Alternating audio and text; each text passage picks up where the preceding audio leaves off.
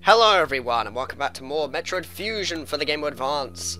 And in this episode, from getting a morph ball ability in the last episode, we're gonna go on further by going through gaps and stuff with it. Although I don't like to give away spoilers, so I'm not really gonna give away too much. But Metroid Fusion, good game. You can pick it up actually on the Wii U Virtual Console, because even though I got this as a 3DS ambassador game, it's also possible to pick it up on the Wii U as they've put it on there as well as the Game Boy Advance games. Speaking of which, some people complain that the Game Boy Advance games are on the Wii U, but honestly I think it's quite a good idea. Yeah, I guess it probably would have been another good idea to put them on the 3DS as well, but I mean the Wii U is not doing that well for sales, but it's picked up slowly after Mario Kart 8 and all. But you know, having something like that on the Wii U could make it a bit better, if you ask me. But on the 3DS, maybe it might be better, but I just think it's alright to put them on the Wii U, personally. But still. One thing that I could talk about though is this, but first I've got to read what the computer's gonna say. Probably not gonna be good news. Samus, it says I feared, and I predicted correctly.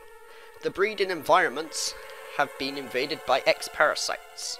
Sector 1, Cirx, shows several abnormalities on biosensors. Sector 1 is a simulation of the SR388 ecosystem.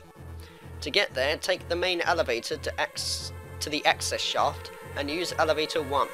Is your objective clear? Use the navigation room just inside for further briefing. I'm not sure, but I think that whoever allowed the X into the environment may also be linked to the earlier explosion. Ooh, I see. But, since I can now finish my sentence, as I was saying, okay, no, we don't want to go in there. The reason why I'm doing this LP is because I did this game a while back. Like, it was one of the first games I did for my channel, but that was back then where I recorded things. I was pretty limited when it came to, you know, the tech and all for recording. All I had was a 3DS, my iPod, and me. That was it, that was all I had for the tech-wise, trying to record things and stuff.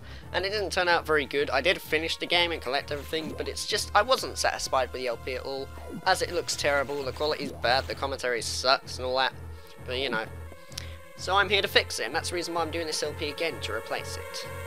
But with that, let's go see what's down in Sector 1, Cirx.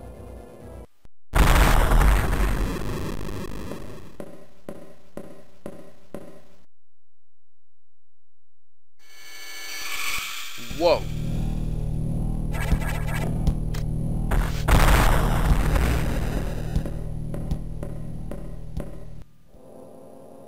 Scarred for life. Okay, the first time I saw that image, I was petrified. Because honestly, Metroid is creepy in some places, but Metroid Fusion, if you ask me, does quite a creepy atmosphere. Especially with that thing that we saw there. I'm not really going to give away the name. But it's quite a menacing character, and I like it a lot. Made the game much more scary and atmospheric, if you ask me. Especially for a Game Boy Advance game. This was a good Game Boy Advance game indeed. But what's our objective in Sector 1? And it shows the whole map, so you don't have to go to like the map rooms in Super Metroid and stuff. You just go in, and there's the big map for you. A lot simpler. The main elevator leading to the access shaft has been severely damaged. It'll be totally unusable for some time, unfortunately. Some unknown agent is at work. Something very powerful. Certainly not human. I'll report you when I know more. Now, listen closely. The X in Sector 1 have invaded the atmospheric stabilizers. They must want to alter the environment to their needs. They are already reproducing. Lovely. Clear all 5 atmospheric stabilizers to stop them. Is your objective? Yep, indeed. Now, get moving. Cool, so our objective is just take out the 5 stabilizers which are polluting the place and try to make it healthy again. So yeah. Also, there's recharge rooms in this as well, so like in Super Metroid and stuff, if you're running low of missiles and things, you can always just go to them and just replenish your health. But personally, I don't really use them too much. It's kind of a habit using them, but most of the time, I just get them from killing enemies, like these things here, so they bring out X-parasites for me to absorb, and it makes it a lot easier. And we can't go in those just yet, because we need to unlock like a lock in order to get through it. So that should be good. Sector 1 though, it's a pretty easy place to be actually. To start with, the game's easy-ish, I guess. But later on it gets so difficult. Especially the ending. That took me a while to get past that, but I'll go on that a bit later. But the objective here is to basically just take out these stabilizers and, like I was saying earlier, make the place more healthy again. But before I do, there is a hidden Easter egg right here, which is pretty cool if you ask me. If I zoom in to the left, might as well show you it, I guess. You'll see this box on the left top of the obstacle thing going up and down. That is actually a GameCube. Pretty cool, considering the Game Boy Advance could hook up to the GameCube in some games, like Sonic Adventure 2, Pokemon Colosseum. So it was nice that they included it in Metroid Fusion. Or maybe that's what it was for? To be honest, I don't really know anything why they decided to put a GameCube in there. Other than the fact that, hey, we're Nintendo, we're cool, look at this, we're going to put it in the GameCube. Yeah, that's it. That's what I think that they did in order to put the GameCube in there. There's probably no other reason. Well, I just said there's probably exactly what they did. I'll have to contact Nintendo and ask them. But still. What you're seeing here though in this mission, this isn't going to be in every mission. It's not just go here, do this task, go back, go in the next bit. There are some different things, so we don't have to go in each area stabilizing things or just taking out 5 things like some sort of collectathon or something, I guess, I don't know. So, you know, the missions differ and all. But what's vital in the Metroid series, for those of you who don't know, is collectibles like missiles and stuff. Sorry, missiles. Because energy tanks can make it easier for you as you are given more health, while the missiles, you know, you're going to need them to defeat some enemies, and you want to collect as many of them as you can in order to get through things. And we're actually going to do a bit of sequence breaking here, which is something I like, and that's this. Really, you're supposed to get the spring ball and get up there, but if you jump with good timing, you can then go into morph ball by pressing down quickly while in the air and then go through here. And again, on this bit, they expect you to get this move, which allows you to jump all the way to the top. Not going to give it away, but secretly there's this move that they never announced in the game, but it's pretty cool, since you can do a lot of stuff with it, especially in Super Metroid. Oh my god. And that's the wall jump.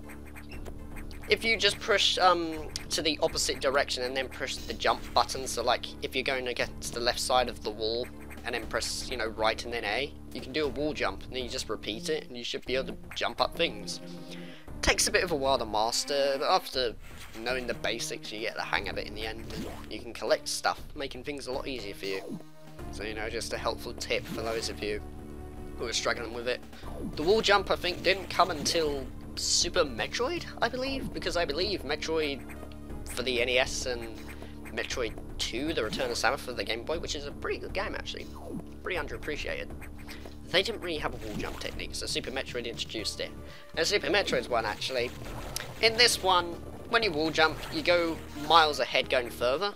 With Super Metroid, you could just turn back instantly and just keep scaling up the same wall, making it ideal for sequence breaking things. There are just so many ways to sequence break Super Metroid, but honestly you should watch another video about it, as I don't want to just talk about it here, you know, this is an LP after all. I'm supposed to be talking about Metroid Fusion and how it differs from the other games and all that, I guess. I don't know. This is my taste of commentary, I guess. Ah, this room. So at the moment there's lava, but we can't quite go through there as we haven't got a suit that is immune to it. So we need to get one of those later in the game. For now though, we can collect a collectible and just exit out of here. You might find that throughout this LP I may have a problem pronouncing some things, as I think you've noticed in the other episodes, there's a lot of technical vocabulary, and I'm confused why this is rated 12. Why give vocabulary if a 12-year-old is not going to understand any of it? You know, only like teenagers or adults. I'm not sure.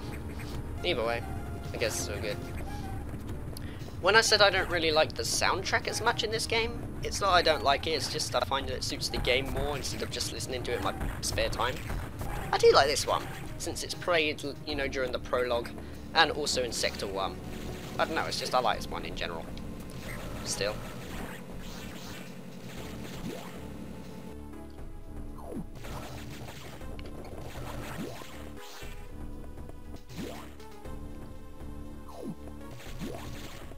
Again though, with Metroid Prime Hunters, I don't know if it's a spin-off or not. You could probably tell me that in the comments below or so if you're watching this. Because I don't know if Metroid Prime Hunters is part of the main story of the Metroid Prime series, or if it's just, you know, just a fun spin-off, like, what was there? I mean, Wario Land for the Game Boy was not part, really, of the Mario series, because it was a spin-off. But then again, I mean, spin-offs are usually games where the enemies are completely different, the storyline's very different and all that. Just like, you know, Shadow the Hedgehog. I said that different too much, if you ask me. But that doesn't mean it was terrible. I would agree, Shadow the Hedgehog isn't really a bad game per se, but it's not Sonic.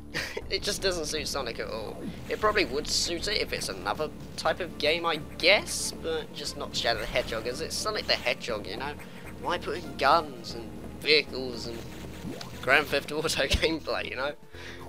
God, it's weird. Also, these enemies here are similar to the ones in... Well, actually, no, I think they're the same, actually. In, Super Metroid, Space Pirates. And they're evil, so you gotta mind not getting hit by them and things. Making sure that you get up there safely. The thing that's useful is if you hold down the L button, you can just aim up and down, so it's easier to aim things diagonally. And it makes your life a whole lot easier trying to get through this area. Anyway, where are we going? Oh yeah, this place. Cool. This is the problem when I talk. Half the time I just don't know where I'm going. And I end up like, oh no, what's this place? Oh yeah, this bit, I remember. I don't know. I'm just having fun playing this game, because it's one of my favourite Game Advance games of all time. That and Minish Cap. Minish Cap is also a good game. But I think you've already can tell that due to my LP of it, collecting everything, but still, it was fun doing it. Oh good, we're at the boss. So we're coming up to something different. Sweet. There's also a hidden item on this bit, but we need a special upgrade in order to get that, so we can't really do anything about that for now. All we can do really is just defeat the boss and progress onwards. The videos for Metroid Fusion will probably be quite short, as this game is pretty short. When I did an LP of this like a couple of years ago, I did like around what 20 episodes I think, so it's a pretty short game, and I was collecting everything as well. So honestly, it's quite a short game. And so the videos may be around 15 to 17 minutes, possibly longer, it depends. And oh god, a Chozo statue. Sorry, Chozo statue. I can't even pronounce the simplest things. Oh god, okay, that was a trick. It's going to turn into a Core X. Okay, these ones are different from the other ones. Instead of actually just hitting them with your missiles, they will open their eyes, and you have to basically hit them when they open them. And if you do it for too long, they'll shoot a laser at you, but you have to mind out to not get hit by the laser. And you should be good. So that, we got the charge beam ability. Press and hold B to charge. Cool. Just like in the other ones. Sweet. If you hold down B, you basically go red, and you can release this charge beam. There's also another thing I want to show off, but... Actually, you know what? Should we do that? Yeah. No, why not? It's only 30 minutes. Might as well. You know, I'm having fun playing the game anyway. But the charge beam, even though you can use it just as a regular charge beam to go through things, you can also use it to do what they call a screw attack. Because if you just charge yourself and then just jump at enemies, you can just take them out normally like this, see? So I'm not really letting go of the fire button, I'm just jumping towards the enemies. And then just damaging them in one hit. It's quite a nifty way to do it. I call it the early screw attack. As the screw attack's really just this thing where you go into like this electrical ball, and then you just take out enemies that way. So it's a bit different here and all. It's still fun though. It's a fun thing to play around with. It's the thing I like about Metroid, you know, it's just, you can't just follow the main story and just do things, but you can go all out of your way and just use moves in such a way to make it even more enjoyable. But that's all the atmospheric stabilizers stabilized. Great choice of words there. So now I guess there's not much else to do but exit out of here. And wait. Oh, that's nice, it gave us a shortcut. That's pretty cool. There's no point in saving, I might as well go back. I have 87 energy and 3 energy tanks. It is least likely for me to take a hit and then die. But still. I've said that a lot this episode, but then again I say that all the time. I don't know why, this is my thing. It's what I've always said during LPs for some reason. I don't really have the most amazing catchphrases of all time. I mean, it's not really something that I'd publish or anything, it's just, I just say whatever needs to be said. Whatever just goes through my mind, you know. I mean, this isn't scripted. But anyway, with this place done, like it says, we just got to proceed to the navigation room. And see what's our next task, I guess. But I might as well recharge myself. There we go. Sorry, I think I just brushed my mic then with my thumb. I was just itching my nose, but it touched my mic for some reason. But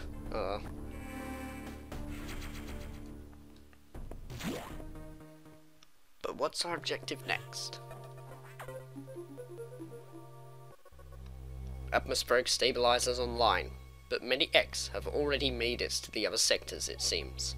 In particular, Sector 2, TRO, the tropical habitat, shows abnormalities.